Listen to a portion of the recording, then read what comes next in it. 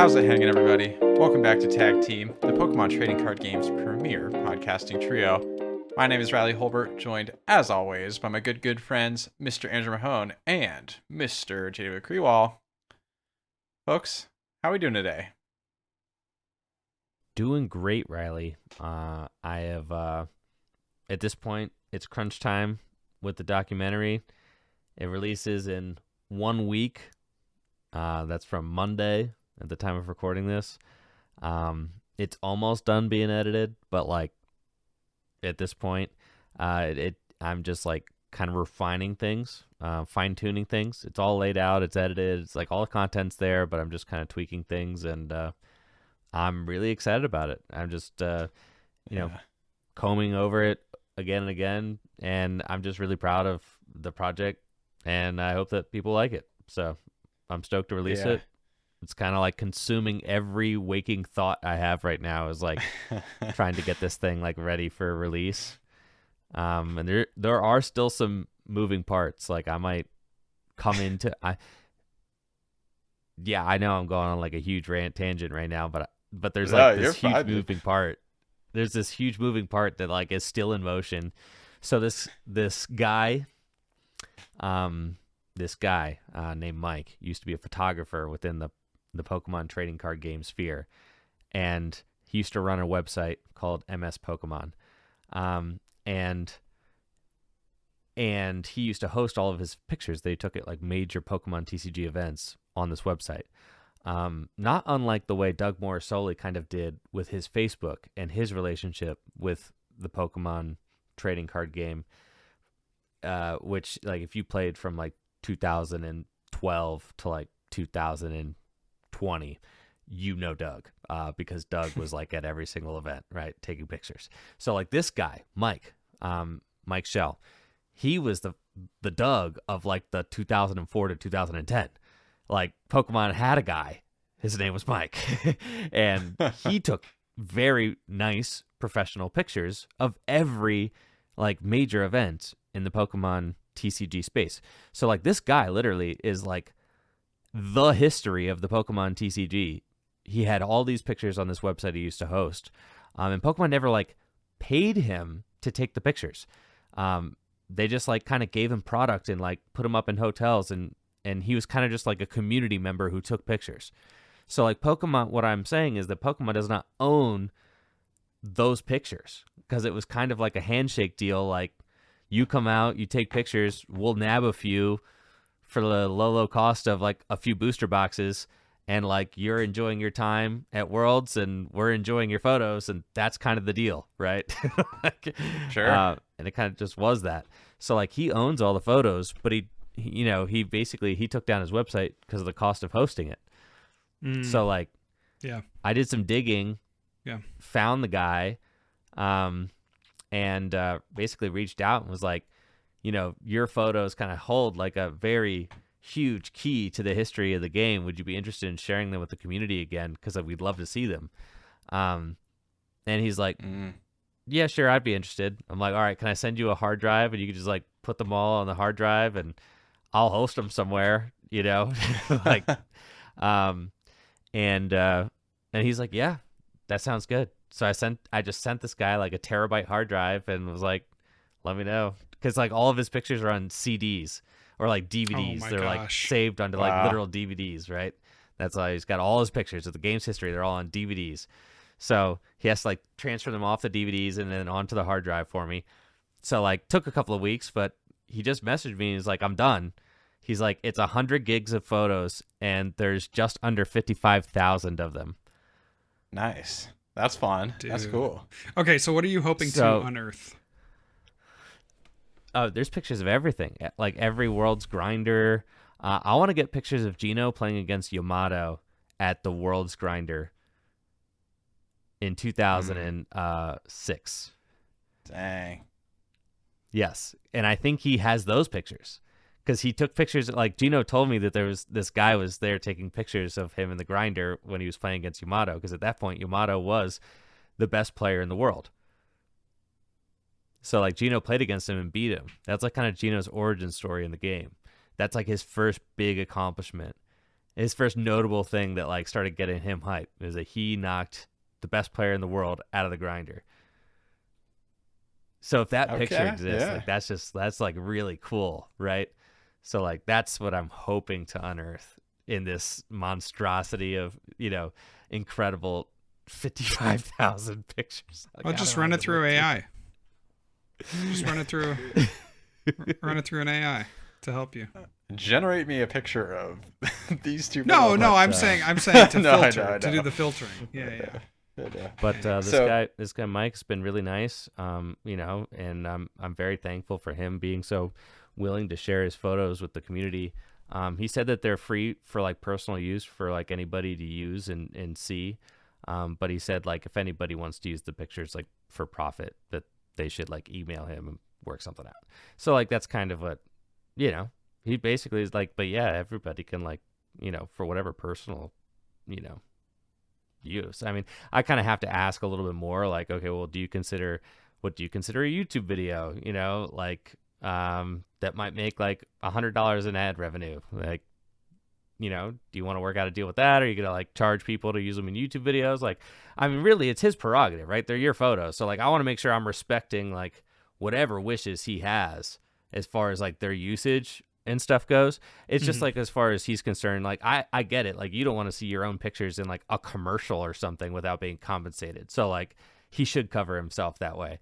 But like, do you consider like a YouTube video? Is that something like, kind of like an amateur YouTube video person? Like, is that person going to have to pay you to use your pictures? Like, I want to know what he thinks about that. So like, that's a conversation I still have to have, but I told him I'd host the pictures for him. So now I just need to figure out like, well, where I have trickygym.com, I could host them there. I could host them like in Google Drive folders, like that are linked to on like a portion of trickygym.com, just like as like community notice, like, dude, these are all here.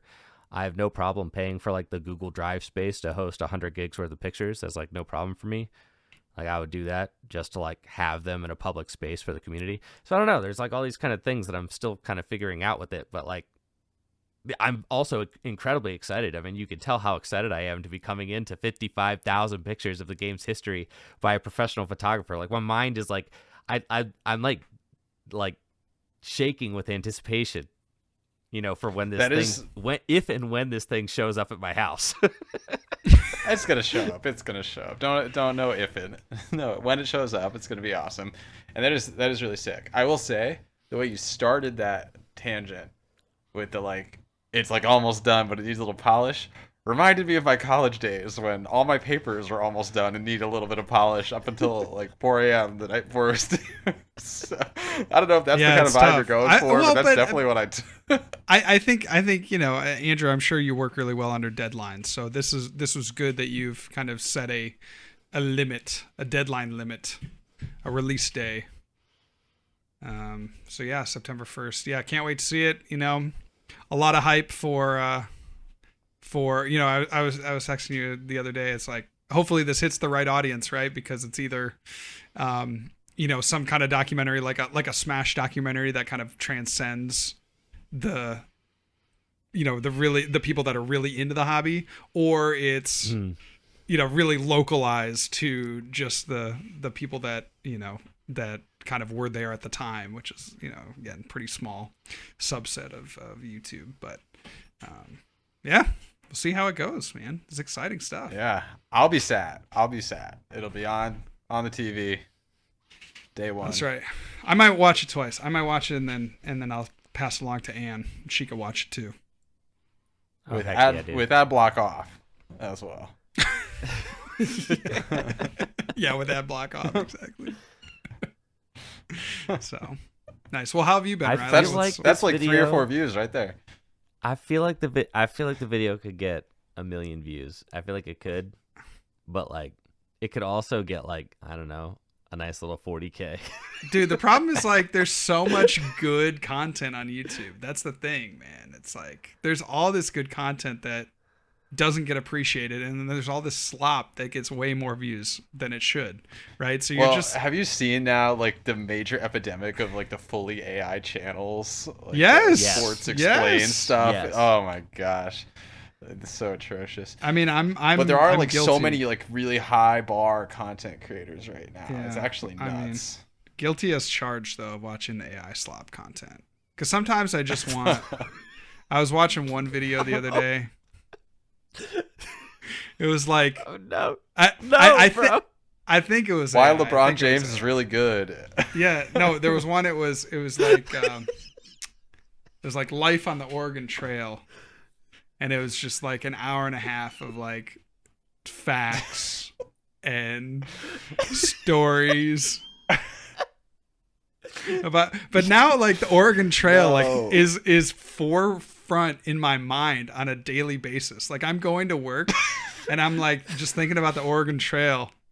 I'm like, man, people did that? Like, they were so desperate. The AI literally blended your brain. That's crazy. I know. I'm stuck. Okay, so this is my algorithm right now on YouTube. I'm stuck in the Oregon Trail, Revolutionary War, Civil War, World War II, dude, kind of diaspora of YouTube. What? Get out of there, dude. See, I know. I'm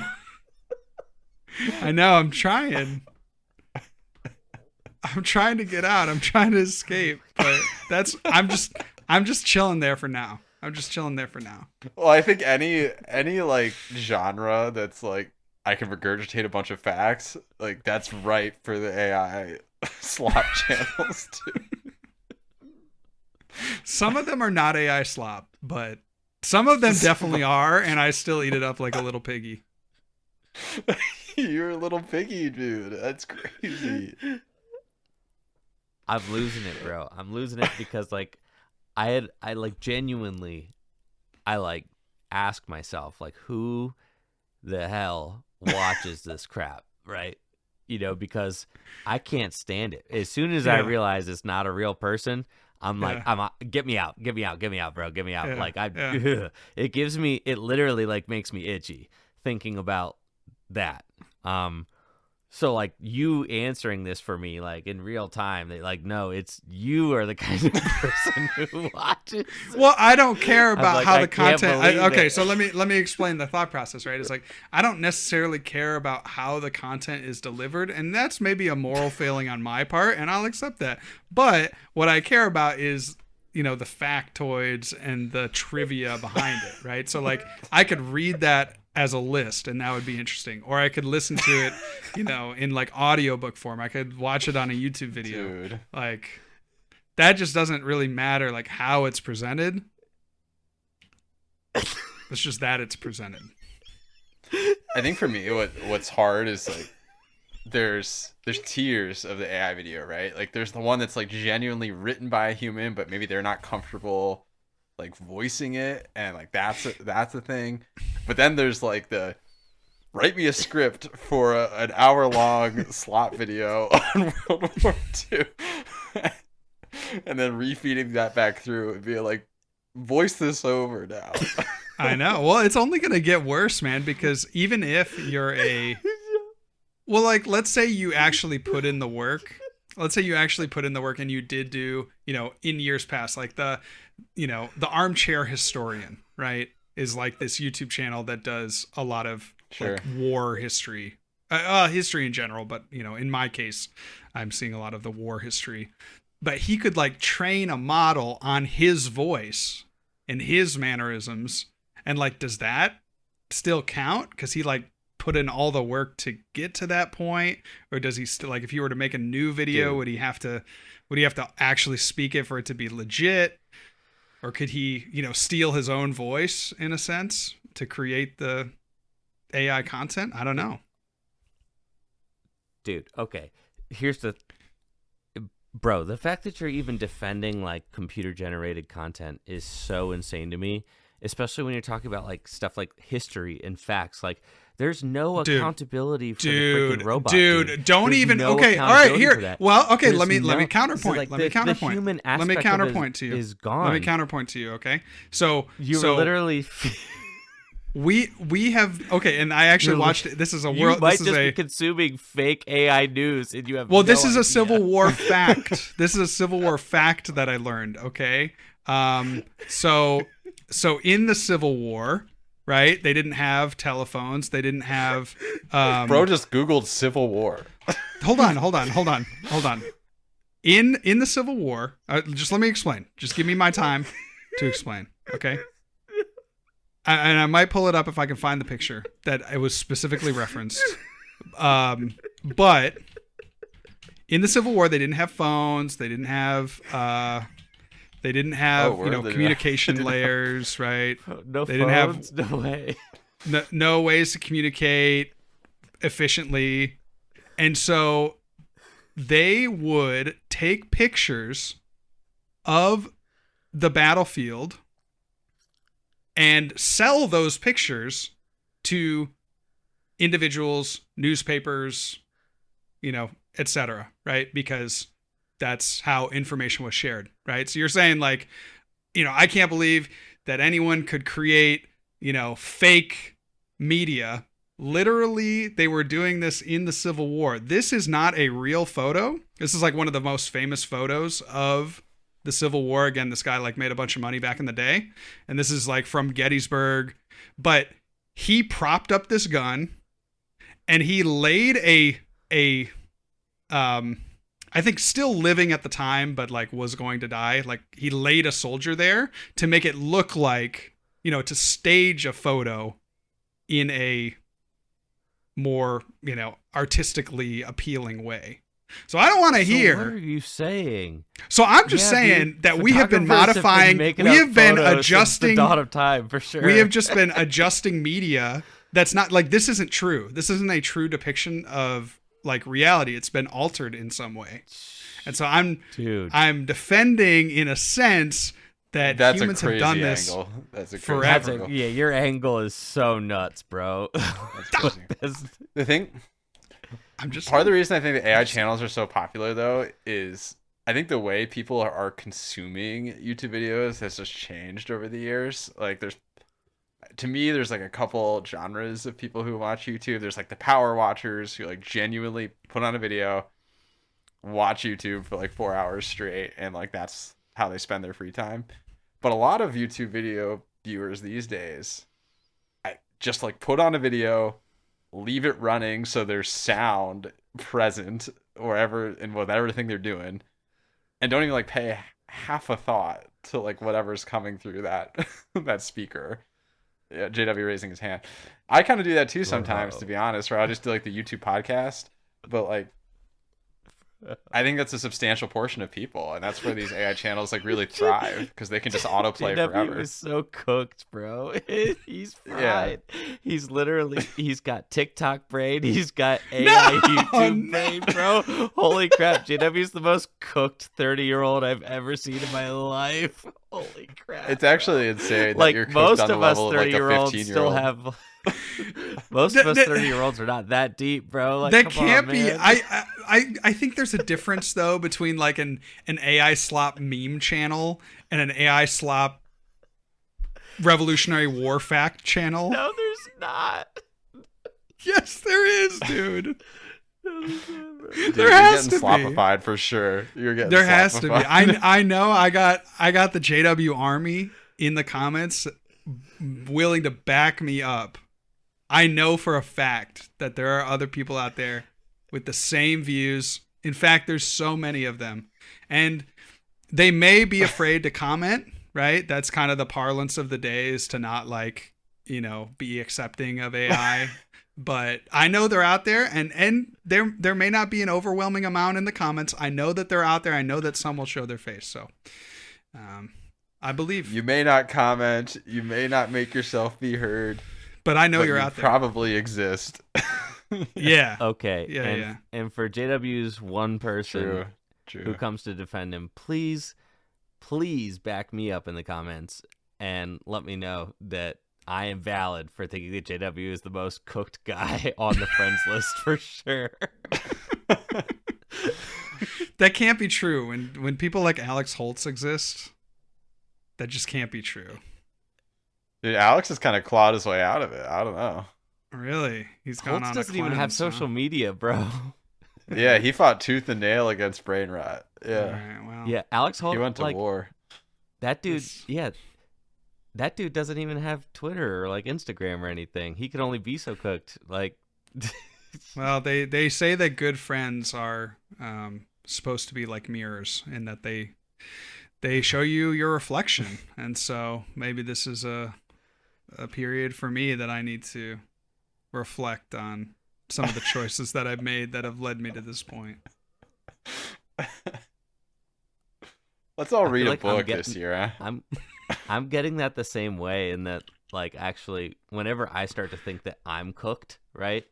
Then I just like hop on the podcast with JW and I'm like, oh my God, I'm not even remotely as cooked. Like, holy crap, dude. Oh my Dang. God. That's crazy. What if we're all just extremely normal? There's no way any of us can be extremely normal as we're recording a podcast about Pokemon cards. Yeah. I think Is that's this a valid about response. Pokemon JW. cards?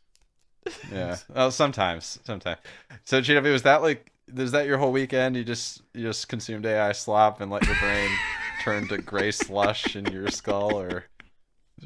No, I had a chance to visit New York City. Got to hang out with my. Oh, you're at AnimeCon. Yes, I was. Was that actually this weekend? Ann and I were wondering because we think saw a so. lot of people. We saw a lot of people on the train. No, we just went over for dinner one night. The kids played around in the park, which was really cute. And then, what else did I do? We just had a nice Sunday. You know, went to church and hung out, kind of chilled out. We've been traveling a lot on weekends, so it was good to relax. And then I went to a challenge over the weekend, which was a lot of fun. It was a lot of fun. It took a long time, dude. This year, I don't know. There's something in the water here.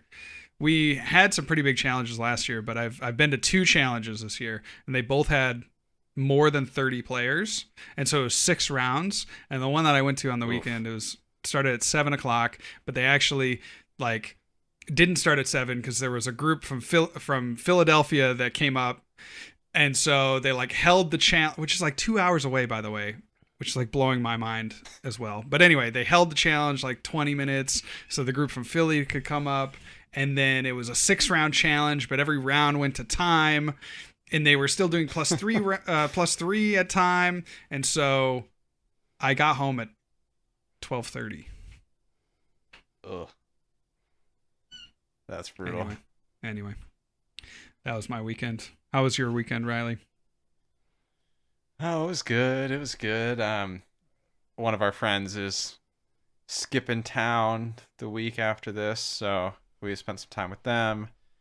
Did a little board gaming with a group of friends. Another one of our friends is having a baby in a few weeks, so we went to their baby shower as well, which felt like a very adult activity. That was fun. Yeah, so a lot of time with friends this weekend.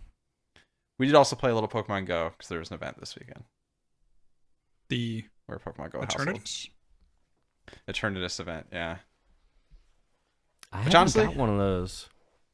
You had to do the pass. You didn't have to buy the pass, but you had to like do the pass to get the Eternatus. But I don't know, the Eternatus event was all right.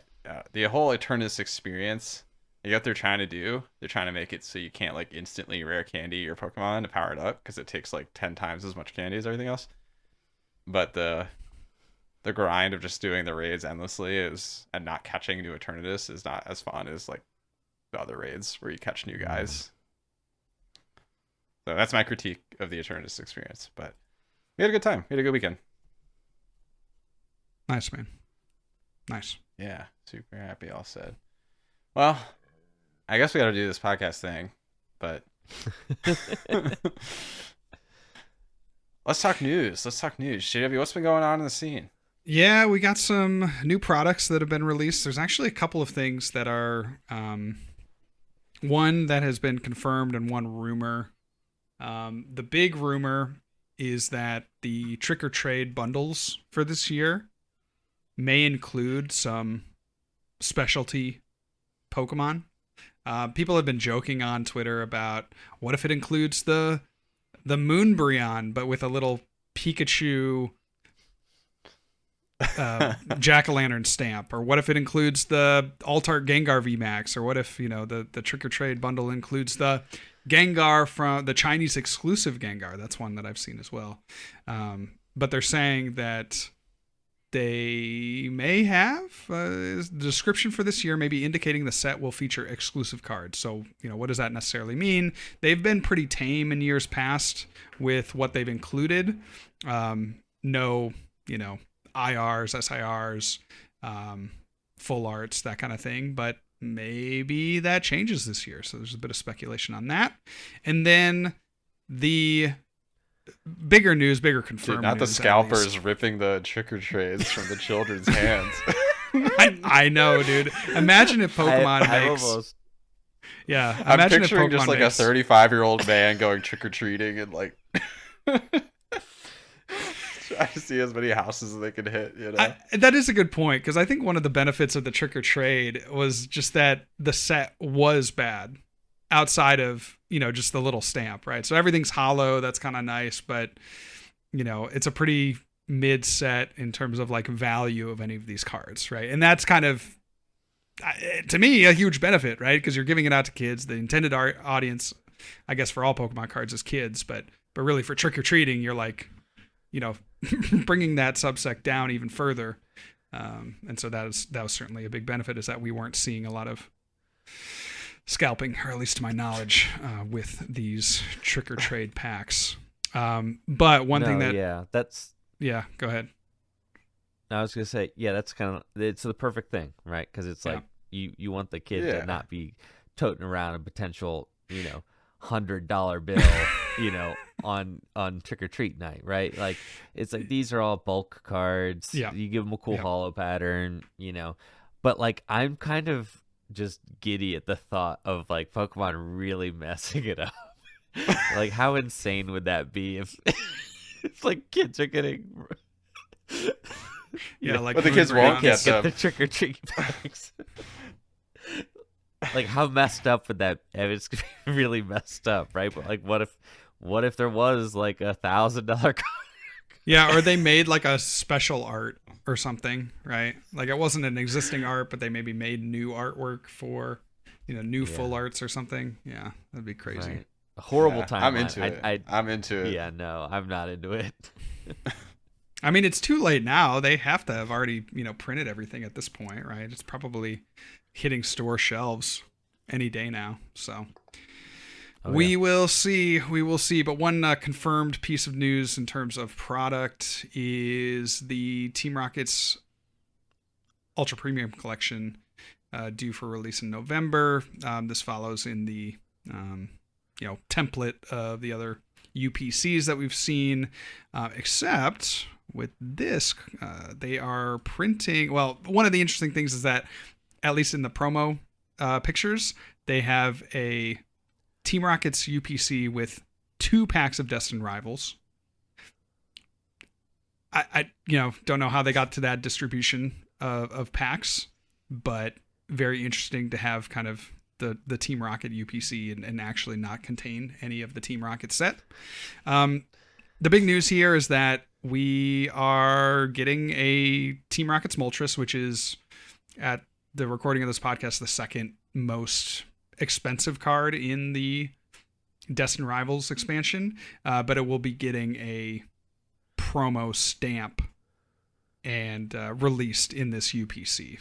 And so, interesting choice.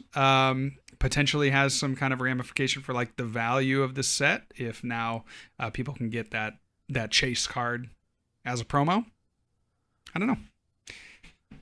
Seems like Twitter's a little divided on this topic.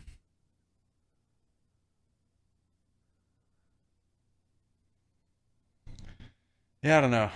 The UPCs, I feel like, are underwhelming products on the whole, but it is interesting to see him go straight for the throat on the the value of the set, you know, by putting one of the most valuable cards in it.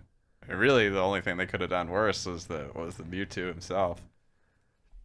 That would have been crazy, I think. Yeah, that would have done a number on that set, I think. But some cool little products here. I mean, this is the Playmat. That looks kind of sick. I don't know, Moltres lovers. You'd be serious. What are you talking about? That's very clean looking, in my opinion. I don't love the flames. Yeah, but I mean, come on. Like, do you really need another playmat? No, I don't.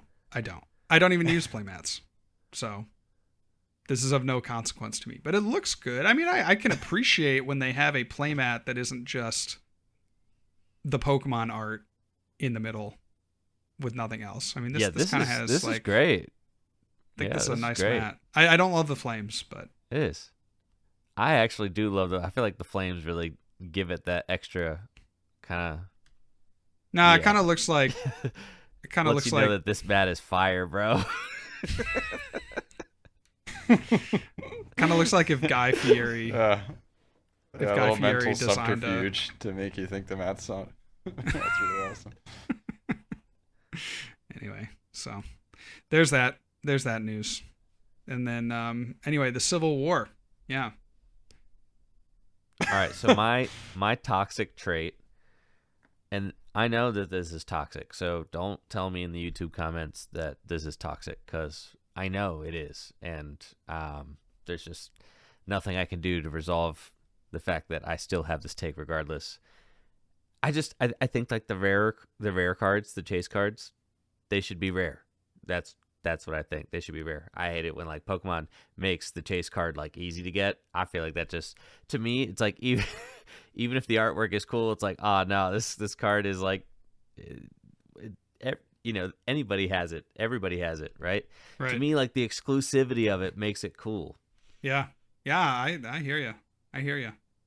I've been workshopping. That means that some cards are going to be really expensive or exclusive or hard to get. That doesn't bother me. Because I don't. No, I kind of like that. Cards. I like that a lot, right? I like that. That's what I'm saying. Hey, I'm only one of a select group to have this. We've talked about like pop numbers and things. It's like, wow, there's less than 500 people in the world that have this card in this grade. Like, wow, that's kind of cool to me. To me, that makes collecting fun. Yeah. Right. Is that some pieces are really hard to get. Like that to me makes collecting more fun. To me, it's like it's not fun if everybody has everything. Then I don't know what's the point. Like, what's the point of collecting? Yeah, I think I agree with you on the whole, particularly for Pokemon, because there is that rarity structure where it's really frustrating in other card games when like the super rarest cards only get printed in that capacity, right? And then you have to chase them to play your decks or whatever. They always print like some like cool arts in these collections. I think the conflict here is mostly just this art's available in another capacity. You look at like the Greninja or the Kingdra boxes that had cool arts, but they didn't print those arts in the packs. So like that's kind of like the arbitrary line to me between like the feeling here. But yeah, I don't know. It's already like, again, these are going to shelves. What can we do at this point besides say that we're not a fan? Yeah. I do feel like, though, like some of the modern cards, are they really that rare or are they just really expensive? You know what I'm saying? Like, there's huge quantities of cards like this Moltres anyway that are out there. I've been saying this, Riley. That's why I don't believe in modern cards, bro. I'm a vintage guy. And for precisely kind of what I'm saying, to me, like the harder to get cards are the coolest ones. Like that's just how I feel as a collector. So to me, a price tag doesn't necessarily mean that card is the hardest to get. It means that card has the most hype around it in some ways. Desirable. Yeah. It's yeah. That makes it hard to get in a way to me. But like not to me, that's just like if you just you just go buy it or whatever at the same price everybody else is. To me, the cooler pieces to collect are the ones that are actually really hard to find, and sourcing them actually becomes fun, right? And that's where we're really getting like the pop number stuff that you're talking about, JW. Like, I mean, you look at PSA for Moonbryons and the Moltres and the Mewtwo, and there's like hundreds upon hundreds of them, maybe thousands sometimes. Yeah, like that's not that rare. Nah, dude. Like the just expensive. The Van Gogh Pikachu has something like 43,000 PSA 10s. Right. Like, that's not a rare card. That's just an expensive card. Yes. Yep. Yep. So, like, Moltres isn't, honestly, to me, like, Moltres probably isn't even that rare. Like, obviously, this is going to devalue the card, but there's already probably thousands of high-graded Moltres on the market. Already. Yeah. So, I don't know. That's like the folly of, like, the modern cards, in my opinion. I don't know. Modern cards are sick. I understand what you're saying, Andrew, but I kind of exist somewhere in limbo, right? Where it's like, to the extent that I can, I'm trying to judge how much I enjoy that card on its art alone. And I think that in, recent sets, we're talking, the last couple of blocks, they've really done incredible things with some of this artwork. I mean, for really sure. elevating the card game in new ways with some of the stuff that they put out. Right. I think for me, it's like, go ahead, Andrew. I'm just like, yeah, I get that. For me, I don't know. For me, it's kind of, I have more of like an artifact type angle to my collecting, I suppose. So to me, it's like the history of the thing, or like, Yeah, you're like a where it came paleontologist from. or something. Yes, right. Like, so to me, the fact that I have like the Rocket Zapdos EX from EX Rocket Returns in a PSA 10, right? That card was printed in like 2005. It's got this ugly kind of like 3D rendered, like disgusting, It's tough. like It's tough. poly tough watch. art, Uh-huh. Yeah, but to me, like, that card is fascinating, right? Because this thing is so old, and to have it in a 10, and it's like in the hollow pattern is like, oh, it's so cool from that like historic time, right? And to me, it's like, yes, the more modern cards look better, yeah, but to me, it's like the fact that this is like a time capsule, though, and that to me makes it cooler. So that's why I have the kind of feelings that I do about collecting and cards in general. Yeah, I stand by a lot of the points I've made before. Of I kind of liked how there were more constraints before, in a way. I think it, like, in some ways it made designing the cards to be visually interesting more challenging, whereas now you basically just can do whatever you want and they'll print the text on top of it. Which isn't bad. Like, the cards today are really beautiful and cool. I just think there's some amount of like novelty or mystiqueness to leveraging the constraints of the medium a little bit more. To me, I appreciate the arts for what they are. Like, I can look at the arts and be like, that's a really good piece of art. That's really appealing looking. But I don't know. It just doesn't interest me quite as much in terms of like collecting the pieces. Yeah. It's interesting, right? It's like, because you kind of have this, I think there's kind of this thing where it's like, because those cards are more like sloshy in the marketplace, right? It's easier to pick up a Van Gogh Pikachu than it is to pick up a 2005 Rockets Moltres. Does that, how much of that contributes to the rise in price, right? Because everybody wants it, because everyone has it, because, again, this kind of hype cycle that occurs. It's the TikTokification, dude. It's the hype cycle. Yeah. Influencers tell people to be hype about cards, and they get hype about them, and then people. But I don't know. Are people hype on their own volition? Like, can they actually just think that this thing is worth what it's worth?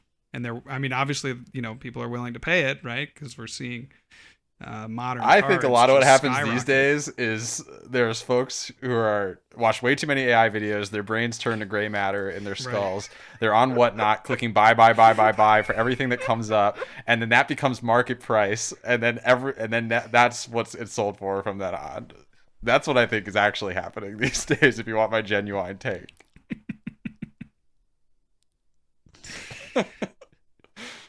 Well, thankfully, I'm not on Whatnot, so you can't actually include me as this kind of. Once you get on eBay Live and Whatnot, JW, I think you're done. I think I might be done. Yeah, you're right.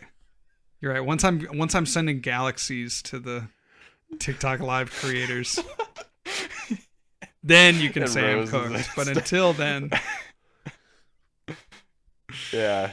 You got a ways to go to galaxies. You got to get through like roses and stars first. So you're all good. You got some time left. that's right. That's right. So. Alrighty then. Well, should we talk a little bit about the 6K? We have a 6K coming up.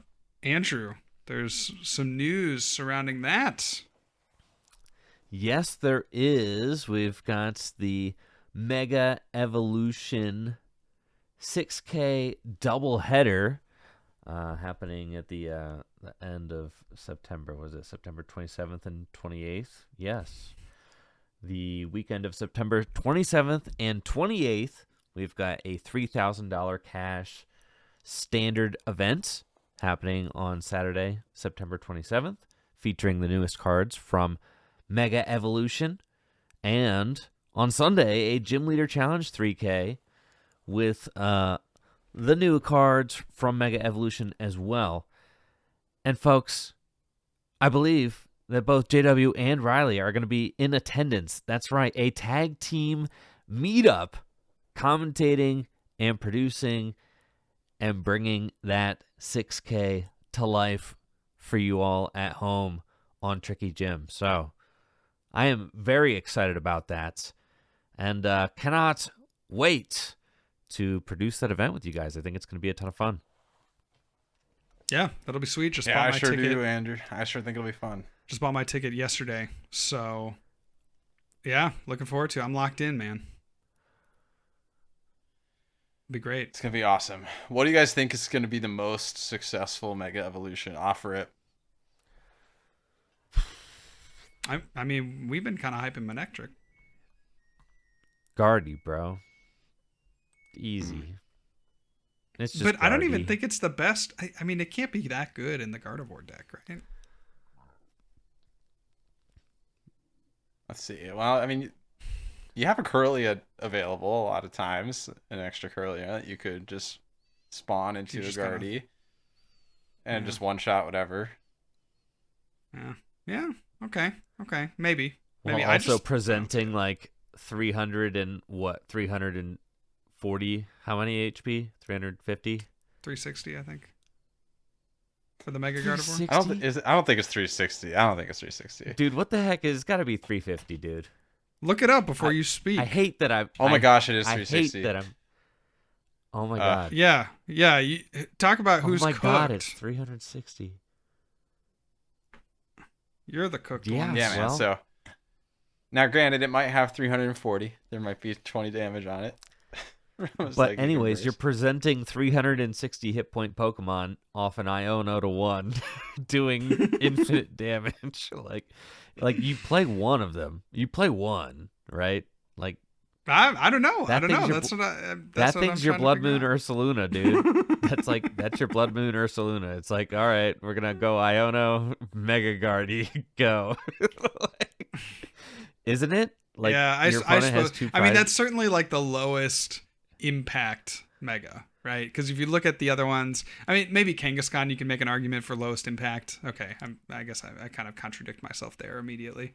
Mega Kangaskhan is probably lowest good in impact some in that ways. it's not making like a new deck right out of it. Right. Yeah, because like Yeah. the Mega Manectric, the Mega Venusaur, the Mega Lucario, like all of these decks or all these cards are going to have their own engines and their own, Yeah. you know, and their own deck But archetype. this is the best one because it goes into the best deck. I mean, it's like it sucks that that's the case, but it is. It's like, yeah, this isn't rewriting the Gardevoir deck, but Gardevoir is the BDIF, and We just see this the guy's a part of the souped-up- team now. Yeah, we see the souped up Gardevoir because they get the new stadium potentially, to potentially help right with the draw. You get the Mega Gardevoir. Yeah, that's pretty interesting. Gardevoir heads are loving it, I'm sure.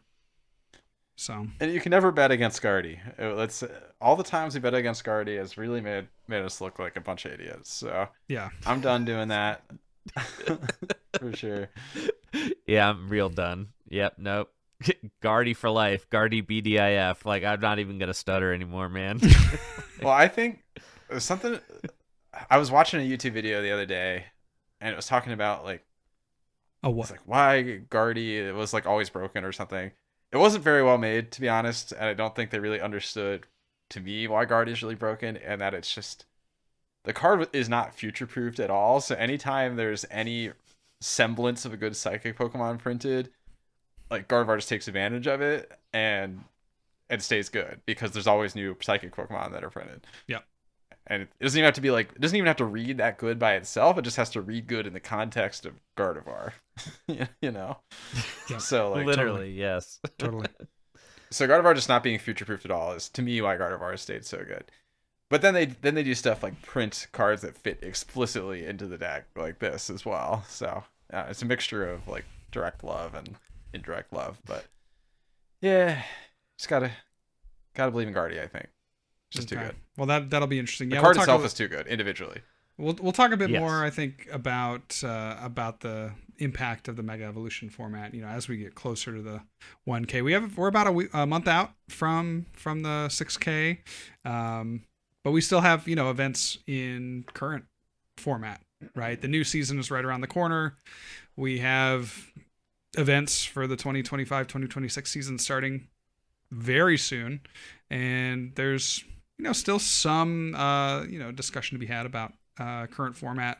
I think we've really hit on a lot of points from Worlds. Obviously, there were a lot of interesting concepts, things like the Joltik Gholdengo deck was very interesting. The general flop of some of the single prize decks of Crustle, Typhlosion, the re-rise of Gholdengo. I mean, a very prominent feature in both day 1 and day 2 of Worlds. Relative lack of Grimmsnarl. These are all kind of these things that trends, I guess, that are happening in the current meta. To tie us in there, Andrew, I want to talk to you a little bit. I notice you're back on TCG Live. Are you enjoying the current format? And talk to me a little bit about your return, man. I don't know if I can call it that. Your triumphant return. I don't know if I can call it that. So I'm streaming, committing to streaming Wednesdays during the day now. For a while, I had just kind of limited my Twitch and YouTube streaming to Wednesday and Thursday league nights at Full Grip. That's kind of the schedule I was feeling comfortable with, while I really focused on creating more higher quality YouTube videos that I'm really proud of. That's kind of been my aim this year. While I also, experience being a first time dad for the first year, and kind of just investing a lot of thought into my family and making high quality YouTube videos, streaming twice a week. That's just the vibe I'm on right now. And Wednesday standard league nights, I decided, after about 6 months doing them, I was really happy with being able to do that and connect with the standard community more at the shop. But I didn't really feel like it was the premier thing for me to be streaming every single week. And I was feeling like I was kind of being left out of the streaming situation. When you're just commentating, you're really just kind of focusing on the game at hand, and you don't get to do as much riffing and just kind of connecting with chat and doing that kind of stuff. So I decided I wanted to take a daytime stream back, and that's going to be my Wednesday stream now, since that's the day that Jesse has off most weeks. So that's Jesse and I's tabletop day, and then instead of just doing kind of sporadic Wednesday streams with Jesse, because he'll come on maybe twice a month, on average, then I'm gonna commit to having either another guest or just doing a Wednesday daytime stream by myself, on TCG Live or whatever. Mm-hmm. But I want to commit to that daytime Wednesday slot so that it's predictable for people. That if you want to hang out and you're a nighttime viewer, you can watch me Thursday nights when I do GLC League Night. And, a lot of times I get to riff with chat between rounds while we wait for the next game to go up. And if you're a daytime viewer and you want to consistently watch Tricky Jim during the day, I have a daytime slot. It's predictable. It's Wednesdays. So that's kind of what I felt myself falling into, and what I'm actually really excited about now, because I feel like I'm getting the best of both worlds.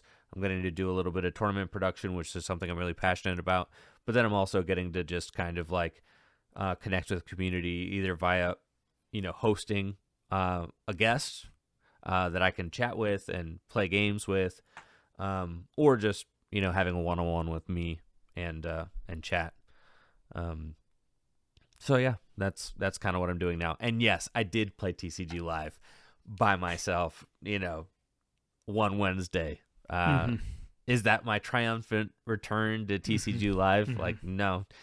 I built a deck and I played it for 4 hours. Like, Did it feel like home? Fine. Did it feel good to be? Did it feel good to be home? Not particularly. You didn't miss it? Oh no, it's like, oh my gosh, grinding. I mean, like, most of my games were horrible. On the most of my I'm like, granted, I was like in Diglett tier or whatever. You got to get through the slop on the ladder. You do. I hadn't played in like 6 months, so like I come back in, I'm like Diglett tier. None of my games are good. It's like, so like in order to actually have fun streaming TCG Live, I'm gonna have to grind more than like once every 3 weeks. So that did give me a little bit of something to think about. Like, I do plan on consistently streaming Wednesdays, so like, but if I'm just going to hop on TCG Live and I haven't played my account in like 4 weeks, it's not going to be great. Which is like kind of like a wake up call, because back on the Pokemon trading card game online, like, that wasn't necessarily the case. I could always just kind of pick up, build, and let's go. And I could be in the thick of it, in an hour. I would be playing with like the best on the ladder, because it was more like kind of win streak based, I felt like. Yeah. Rather than like there being like a kind of monthly ladder that you're at. I felt like you kind of had like a relative power level on TCGO, and like if you'd won like 15 straight, like, you were at the highest power level. You were going to be playing it like, you were going to be playing the best people on the ladder, like, regardless of what you did yesterday. Like, and there was something really cool about that, right? Like, there's something really refreshing about that. Whereas like now that is like gone with the TCG Live era, which to me sucks, because like I don't have time to grind every month, but I want to play with good people. I feel like the ladder probably resets too frequently, but like the concept of a ranked ladder people have wanted. I thought it was really funny a couple weeks ago when I think the TCG Live Twitter account was like, who's got the highest rank? Everyone share, tweet at us a picture of your rank so we can figure out who's the highest. Like, crowdsourcing, publishing a ladder. That was awesome. But, conceptually, that stuff seems good to me. I just think it resets too often. Like, every like month or 2 months is too frequently to be resetting the ladder. You can't like stay stable at your zone. Yeah, that's very true. So, anyway, what were some of the takeaways that you had, Andrew, from your time? I mean, let's kind of focus it in on the gameplay itself. What were you seeing from players? What were you playing, I guess, would be a question as well. Oh, I played the Gholdengo Joltik box deck, dude. Okay. Yeah, is it real? I played that deck for like... It's awesome. Yeah, I was having the time of my life. I was calling it the perfect Pokemon TCG deck, which yes is something that I've only ever said about Excalibur with Iron Hands. But you could see how, I used to lovingly call Chenpao Excalibur the perfect deck. Yeah. Because starting on turn 2, you were taking 2 prizes no matter what your opponent had in front of you. Single prizer, you're handsing them. If it's a 2 prizer, you're knocking them out with Chenpao. And you're going to win the game, 2-4-6 every single game. Perfect deck. You set it up on turn 2. Perfect deck. Rinse, wash, repeat. So yeah, this deck promises that as well. It's the perfect deck. You either go, Joltik turn 1 onto Iron Hands and go turn 2 hands, and then turn 3 Gholdengo, turn 4 Gholdengo, or, if it makes more sense to just go straight to Gholdengo, you do that. But if you're going straight to Gholdengo, you actually go straight to Pikachu EX. You go Joltik to Pikachu, and then you take a 2-hit, you take a 2-prizer out with Pikachu EX, and then you go Dengo to clean. So, or you can even take out 4 prizes with Pikachu, because you can just double load Pikachu off the Joltik, go bang, bang. Oh yeah. Gholdengo game. It's crazy. I mean, yeah, so like it's funny to say that. I feel like it's the perfect TCG deck, because it just like there's a game plan for exactly whatever you're up against. It's like, okay, I'm taking route A where I go 2-4-6, or I'm taking route B where I'm going 2-4-6 this way, and it's just like if I execute the deck exactly the way I'm supposed to, I win the game every time. Well, Perfect I mean, deck. I was going to say, well, do the statistics back you up? And I actually would say yes. I mean, you're looking at 50/50s into Charizard, maybe straight Dragapult, let's see, Typhlosion and Raging Bolt, and then you have favorable matchups into Dragapult Charizard. You have favorable matchups into Dragapult Dusknoir, Gardevoir, Grimmsnarl, Zorark. I mean, these are some of the top decks, and then really some of the bad matchups, you can get away with it, right? A Flareon matchup that's not so great. Slightly unfavorable Gholdengo matchup maybe is a bit concerning, but by and large, I mean, the matchup spread for this deck is not looking too bad from the online results.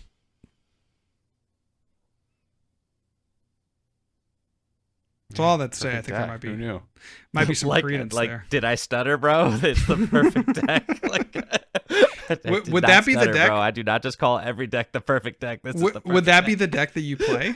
Would that be the deck that you played? There was, I think, there were 2. Yes, if I was going to Pittsburgh, yes. Really, bro, that's insane. Because It's literally there were it 2 is variants. the perfect Pokemon TCG deck, bro. That's crazy. Oh, There no, were 2. you're shaking JW's world. There were 2 variants from Worlds, right? There were some in the top 32 in Masters, and then obviously Fuguan, the senior player from China, who took down the seniors He division. literally beat arguably the best player in the freaking world right now, dude, in the world finals. Yeah. Like, you could make a very real argument that Gabriel Fernandez is like a top 3 player in the world right now, even in Masters. Like, it's not the easiest argument to make because you're comparing seniors to Masters, but like still you could make that argument, and like I'm here for it. I'd say, yeah, he's a top 3 player in the world right now, straight up. Like, I'm willing to make that bet.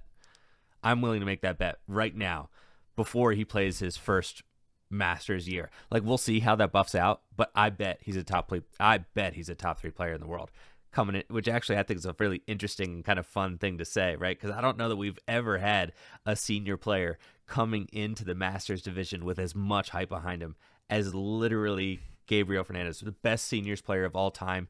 Not close, right? Right. Like, not close Not at close. all. Yeah. And we have this player coming up into their debut season in the Masters division happening right now.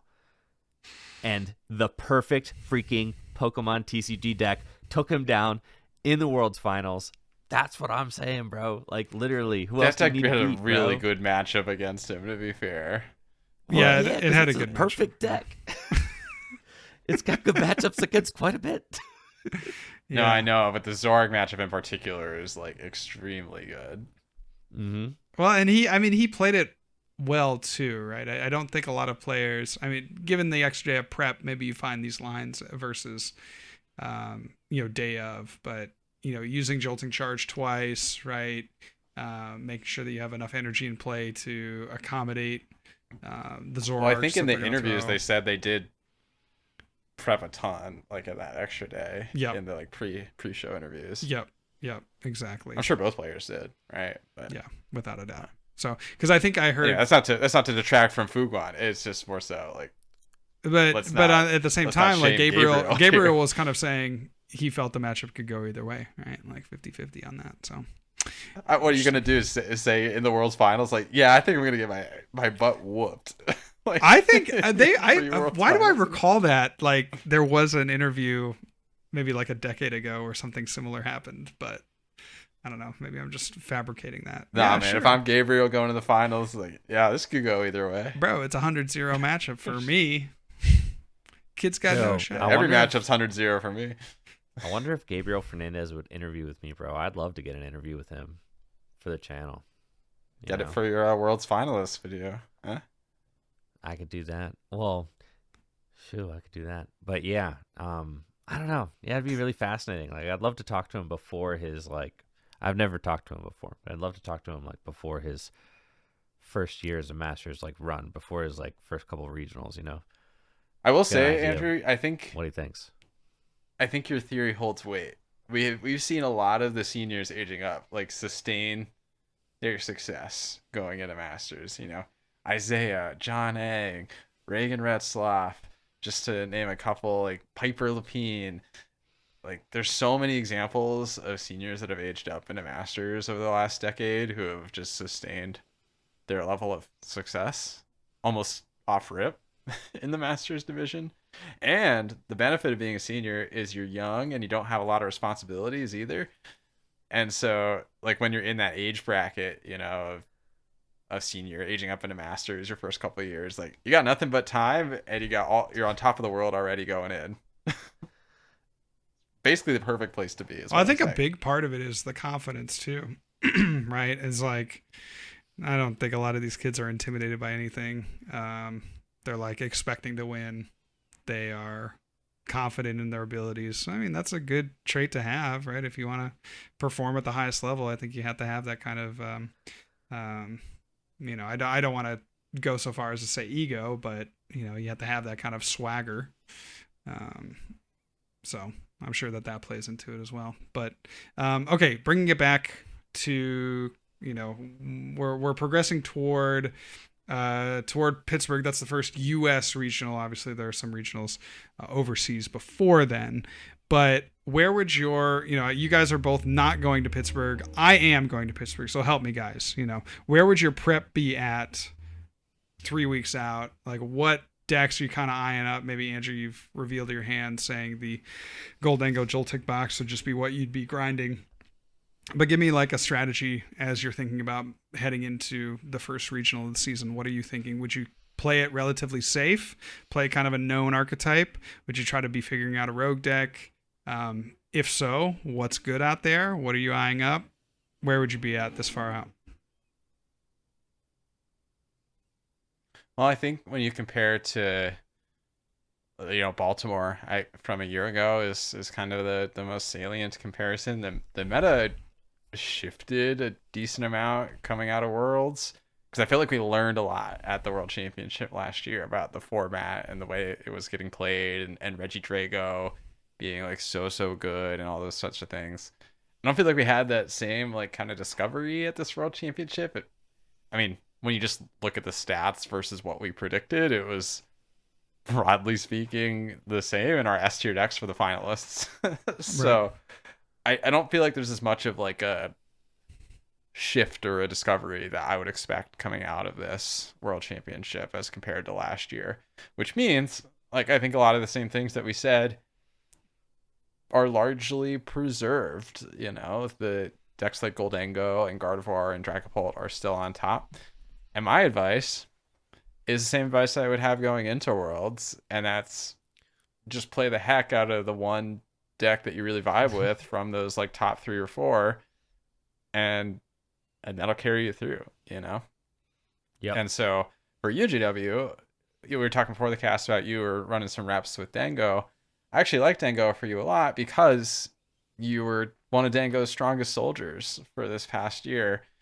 And so you already got some of that like intrinsic understanding of the way the deck flows and plays, and it's just in a better spot now than it ever was when you were grinding it before. So like, take that trampoline off of it and like carry it through. Do you know what has made me incredibly upset about yours and Jesse's performance this past year? I'm trying to think. What is that? it? Well, that you guys grinded and played so much Gholdengo, and then as soon as it got really good, you dropped it. Well, but I mean, I didn't Both play of you. I didn't play at Worlds, right? So that was when it got really good. No, it was really good at NAIC too. Was it? Was it? I don't think that was the case. I think you're Was- capping. wait. I think you're What capping. am I saying? Because It was really good at Worlds, Genesect, but- Genesect and No, Air it was good Balloon, at Genesect and Air NAIC too, Balloon were bro. both. I don't think so. It was not good at NAIC. Yeah, it maybe was got not like good at one top NAIC. 32. Like it wasn't a But horrible. you guys could have been. It wasn't a horrible play, but it wasn't. It wasn't anywhere It was near a the horrible power. play. It did not. It did not get a single top 3. Okay, all right, it was top 64. What? Yeah, you're capping. All right, Or top I'm 64. tripping. Yeah, you're Yeah, capping. man, You're it capping. got- You should be chastising Jesse. You should be chastising Jesse, but not me. All right, fine. I really lopped you in there. Yeah. All right. Okay, it actually did Yes, get you 2 just top had- 64s, but it was with Dragapult, which you guys weren't into that. Yeah. Well, yeah. Mm. Yeah. No, we kind of played it at Atlanta, but anyway. Okay. Yeah. I mean, you're just kind of what I'm hearing you say is just roll with the Dango. I've been trying to figure out how best to play it. I do like a lot of the concepts from the World Championships of trying to cheat that extra prize, right? The Togekiss versus the Chancy builds. Togekiss is less investment, ironically enough, because with Chancy, you probably want 2 Chancy, and then you probably want, you have your Academy at Night, 1 or 2 of those, and then you have your reserve ticket, right? So that's 4 slots at least for that. With Togekiss, you maybe could devote another slot to that piece, but you have the Togepi, Rare Candy, Togekiss as that combo, so maybe saving some space. The problem with the Togekiss line is, of course, your opponent can play around that, right? That you give them some agency. You're going to have to bench the Togepi, and that's going to be very fragile for a turn until you can get that evolved up. Whereas the Chansey has that coming into play ability where your opponent can't do anything about it. So trying to weigh the pros and cons to those. Certainly the Chansey build is like a little bit more technical and much easier to, make mistakes if you're not really honed in on that. And then the Togekiss build has felt, to me, it's been great, right? Like Togekiss is there. If your opponent is really going after it to take a knockout, then they're not attacking your Gholdengos. And it just gives you that extra little push in matchups that you may otherwise have no shot against. Or it gives you at least like the 50-50 flip at the end when you were behind in prizes the whole game. So yeah, like I really like Gholdengo. Like I don't think I could ever go back to like a straight Gholdengo. I think you do need that prize mechanic, either with the Chansey or the Togekiss. So just trying to figure out right now what makes the most sense. Yeah, I like the Togekiss for the same reason that I like the, Miraidon box Gholdengo deck. They both have ways to like kind of cheat yourself into those extra prizes via either Iron Hands or Togekiss, or there's something, right? Something to help you kind of like cheat your way ahead. So I like both of them. If I wasn't playing, the Joltik box variant, if I decided that variant was like a little bit too inconsistent, then I would just go to like Gholdengo with Togekiss would be like my next. Yeah. Because that is my one concern about the Joltik box Gholdengo deck. Like, is it too inconsistent? Right. Yeah. So do you feel like that's the case? If it's like a little less consistent, yeah, it might be. I don't know. I haven't gotten enough reps with okay. it, right? So okay. like I'd have to give it a little more time.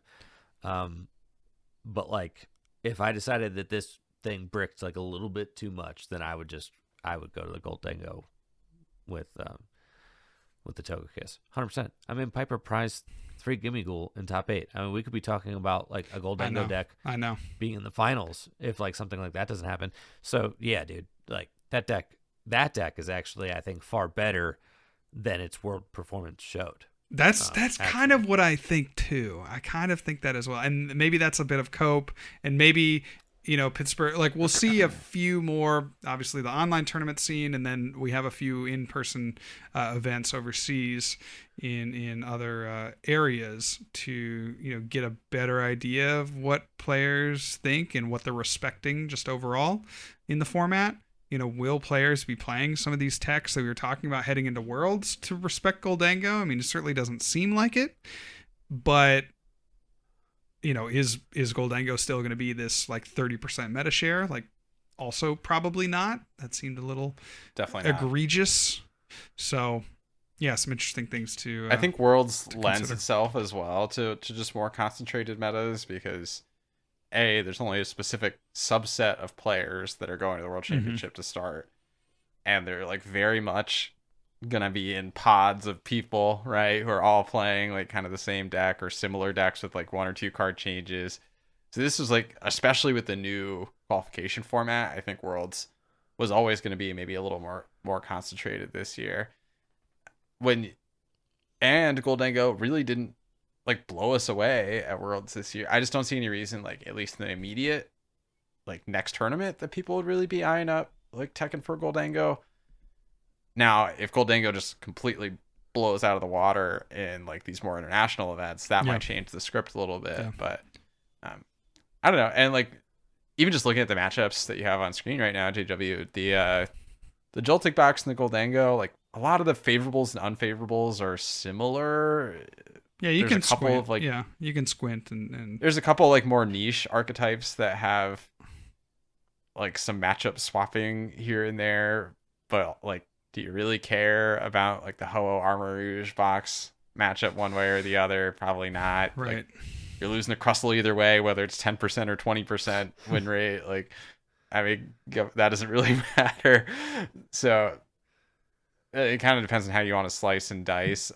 Like, it feels like Joltik box with the Gholdengo wins a couple matchups like harder, but then straight Gholdengo is just a little more consistent across the board in his matchup spread. Yeah. I mean, it, Dango is certainly like top of mind. I think I will be playing some variant, right? So it's figuring out Togekiss, Chancy, Joltik variant for me, or something rogue. I mean, I know Jesse's been really excited about a Miraidon build that he has.